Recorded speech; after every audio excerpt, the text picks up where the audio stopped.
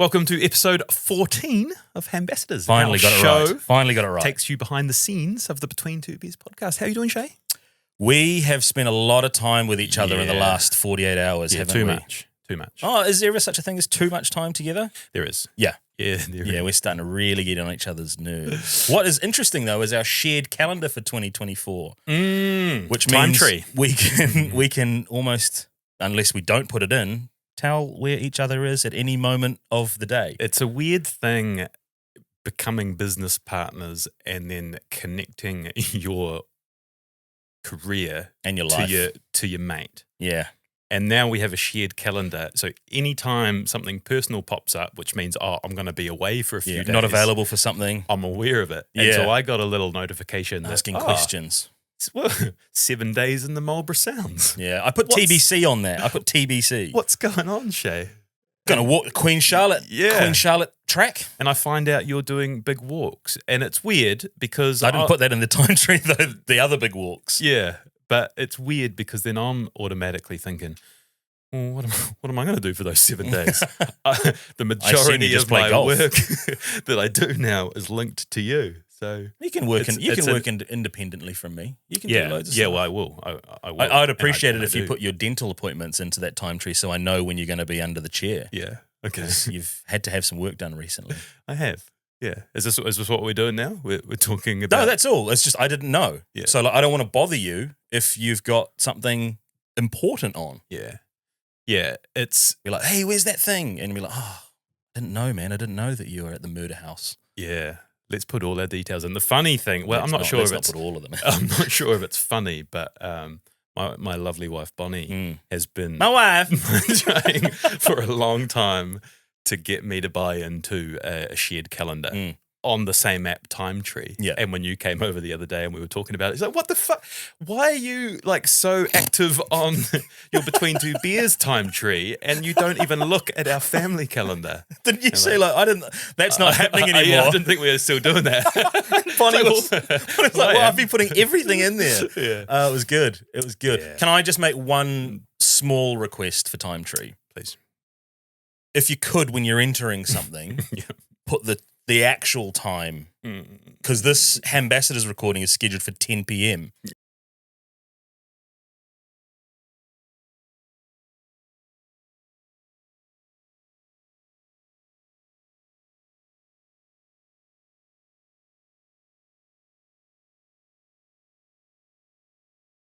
Are brutal. But we are only 2 and a bit weeks in, and every day smacks you in the face. Yeah. It's a never-ending cycle. What sort of situations are you having to put yourself in to amuse the kids? Yeah. Holiday programs, are they still a thing? They are. We haven't really got into it yet. We did a staycation, so we've just been staying in Hamilton, and every day we're trying to think of things to do with the kids. And Gardens. by about 3 p.m. you just spend. So we've been watching a little bit of TV. Me and my oldest boy have been watching a few movies and films together. Some of them have been a little problematic, and I think that's perhaps some poor choices on my part. Okay. What are you talking? He's quite a grown-up 7-year-old, and he gets movies, and he loves a bit of sort of slapstick.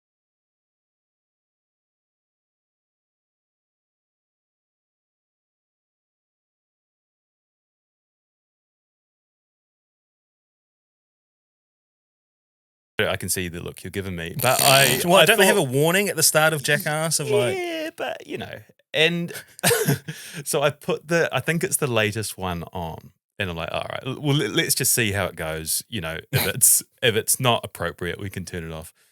The first scene I've seen this first is a green monster terrorizing a town. This big green sort of wobbly. It's the opening thing. credits, I think. Yeah. And there's Steve-O and there's Johnny Knoxville and there's all these characters like looking up and like, oh my God. Like it's a like a Godzilla type thing. And then as it pans out, it's this sort of little animated set with what's the guy?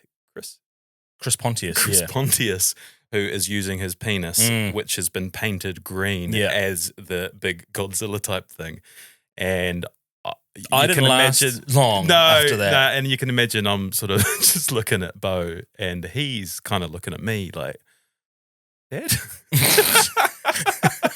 I'm like, oh man, all right, yeah, okay, that's not what I thought it was. There's some other stuff which I thought might have been okay. That is clearly not okay. So we turned that one off. Lesson learned, don't put Jackass on for your 7-year-old, okay? Yeah. There's one parenting tip.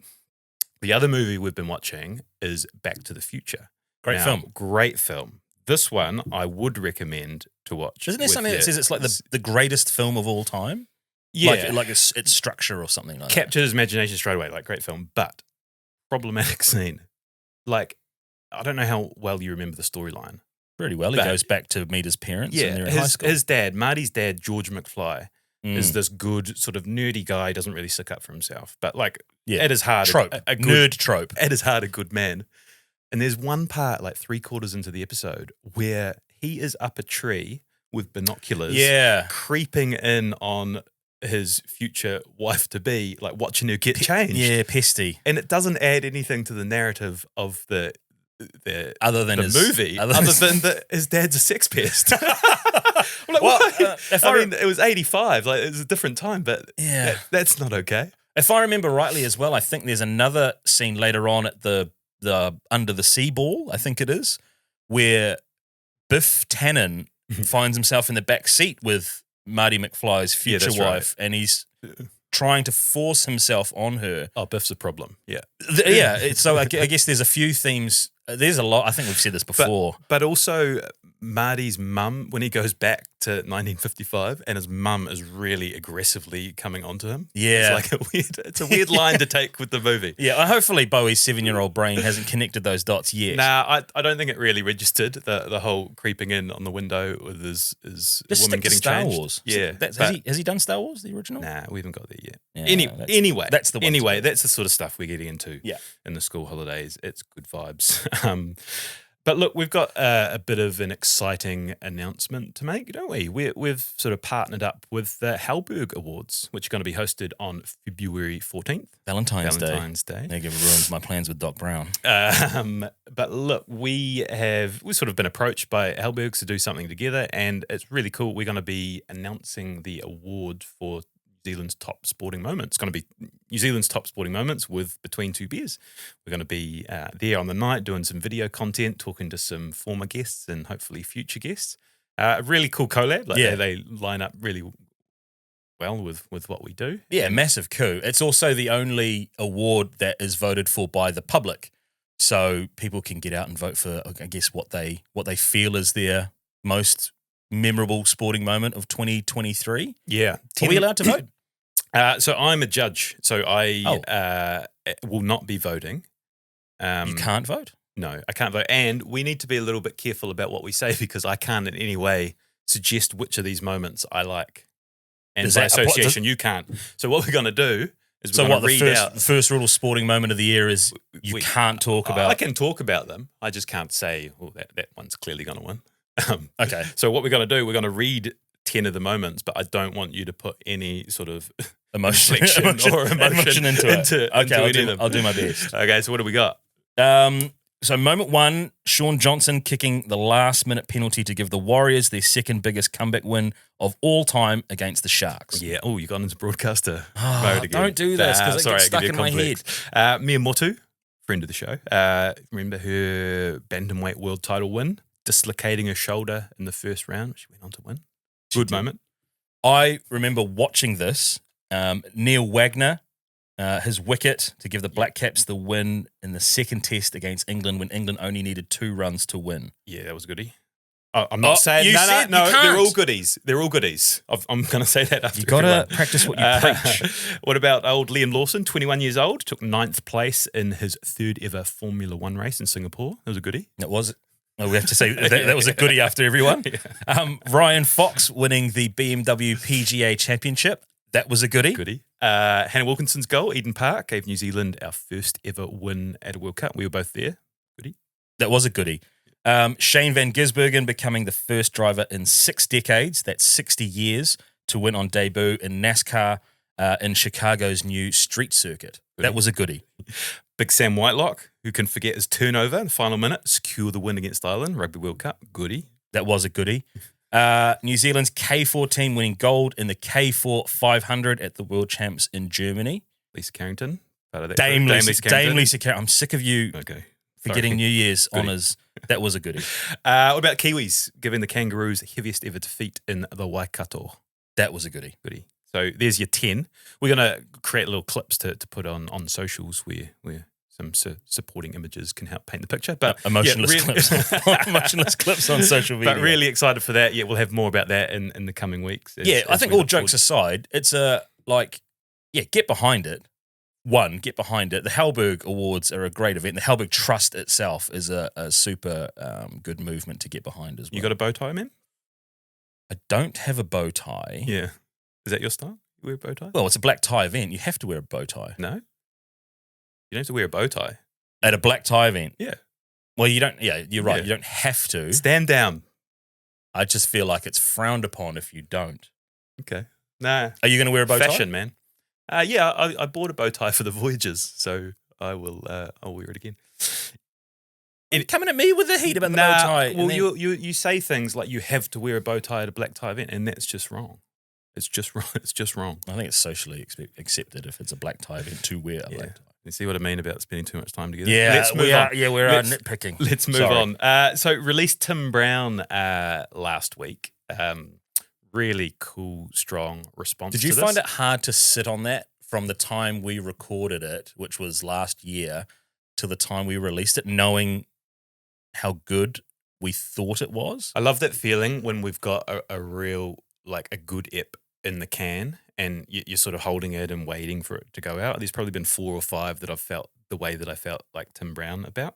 But a little bit of backstory of how we got that. I think we reached out to him. We started the pod in 2019. In that first year, so 4 years ago, we sort of marked him and I think Ryan Nelson as our dream guest. And we tried to get him then. And it took us 3 years and probably about 10 emails. We leaned on anyone who had a relationship with him or contacts or friends. Jeremy Christie, remember that? Like being on at Jeremy Christie, be like, let's get Tim Brown. Yeah. Message Tim Brown and ask him to come on our podcast. But persistent. Yeah. Like we knew once we got him, it would George be, McFly. It would be the George McFly of chasing podcast guests. We knew it would be good once we got him, but it was just a matter of waiting and persistence. And so we went through the Allbirds sort of PR team, CEO of $1 billion company, you know, his time is very valuable. And so they came back to us at one point and said, look, Tim's keen, he can give you 45 minutes. And we kind of had a decision to make. We're like, well, he's our dream guest, but that's not it's not what us. we do. We don't know. We need long form. We're prepared to wait, but we need the full 90. So we said no, and that ended up delaying us by about 6 to 8 months. It kept getting pushed back because they defined time in his calendar. And eventually we got him, and he gave us more than 90 minutes in the end. Like it was cool and worth the wait. And I think it reinforced sort of staying true to who you are and what, you know, the sort of premise we've created. That it was awesome. And I think we had a little bit of a few comments from. Obviously, Tim has lived 2 lives, and one of them was football and one of them is business. Well, he's our sweet spot in terms of a guest. Yeah, but there were a few voices in the football community that wanted to hear more about, you know, being there at the Phoenix when it started and Terry Serapisos. Yeah, it's the Serapisos years. And the All Whites things. And we sort of factored that into the structure of the episode. We're like, shit, we've got him for 80 to 90 minutes. What do you go after? And we made the decision that we'll talk a little bit about football and the One Shot for Glory and some key parts, but more of it will be business. And it was a tough call to make, which was why he's such a good guest, because we left a lot on the cutting room floor, you know. There's an appetite out there, though, it sounds like, for early years Phoenix stories. So we'll have to find a way to manifest that. Maybe Terry Serapisos. Yeah. But really cool to get that one out there. Good feedback as well, though. Like, so much stuff coming back in about how inspiring hearing from Tim Brown is, how Kiwi and down to earth he still is as well. So, like, exactly what we wanted out of that episode. Yeah, but also the perspective of the sort of the ups and downs. Like they've had a tumultuous year in business, right? Like it's been really challenging. And his analogy about like the farmer and all the stuff that happens and you don't really know, like. We went in with that $4 billion valuation must have been an incredible moment. And then they've taken the big hit after it. And it's like, well, was that the good moment, you know, or is it the learning from what's happening afterwards? Are we going to get back there? it's like what you perceive as what must have been the highlight now with the challenges you face might not be that way. Yeah. Is that making sense? A little bit. Yeah. I was just, I rushed out and I bought a pair of Allbirds. Like the day, Yeah. like I ordered a pair almost the day we got, like the afternoon we got back. I was like, oh, I've got to support. I had a few messages from people who hadn't heard of Allbirds, but then after listening to that went and checked them out and bought some. Yeah, nice. Yeah, so look at You're us. welcome. You're welcome, Tim. So we had a really cool day. We've said at the top that we're spending quite a bit of time together. We spent a whole day together yesterday in Pukekohe. We sort of referenced this in the last Ambassadors ep, how we're going to start doing these sort of legacy interviews. We got approached by someone who's listened to the show and has two very worthy parents who he wanted their life captured. So 82 and 87 did two in a day. One in the morning, one in the afternoon, in a nice little sort of family lunch out there in Pukekohe. A really cool, wholesome day. And the approach to these interviews, it's challenging and it's different. Yeah. Because we spoke about this a little bit in the last episode. We're not working on behalf of the wider audience now. We're kind of working on behalf of the family. Yeah, and it's a close family too. And it's a close family. So instead of trying to like capture the attention at the start and have some engaging stories, it's, you know, you've got a captive audience. They want this done, so they're going to listen to it. So you kind of ease into it, but you still want to keep it in a listenable length. You know, you still want to be sort of 90 minutes to 2 hours. These ones ended up going close to 2 hours. Yeah. But it's sort of, how do you curb some of the longer storytelling to get all the parts of these really incredible lives? Yeah, and without wanting to kind of cast aspersions on everyone over the age of 80, 2 hours is a long time to stay dialed in and to stay concentrated. So it was natural, I think, that we would wander into kind of different areas and trying to rein it back with the lens of we want to deliver the best thing we can for this family. And shout out to the family as well for putting a whole bunch of effort in on the background to identify some stuff that they wanted to get out of it and then to prioritize it and provide us with enough background that we could try and ask probing questions. It was really quite intimate, and there's some times like at the end where we're asking some bigger questions. Yeah. And it's like asking an 87-year-old, how do you want to be remembered? And man, like it's heavy, like it's really good and really powerful, but it's a lot. I felt quite sort of exhausted by the end of it. Yeah, I got asked that question. I went on another podcast, which is yet to come out in 2024, and that was the way they ended it. It was like a guest writes a question for the next guest to answer, and I opened the book and I saw that question, and it fucking broke me. Like I started welling up and thinking of my mortality, and how I wanted to, and thinking how I wanted to be remembered. It really it caught me off guard.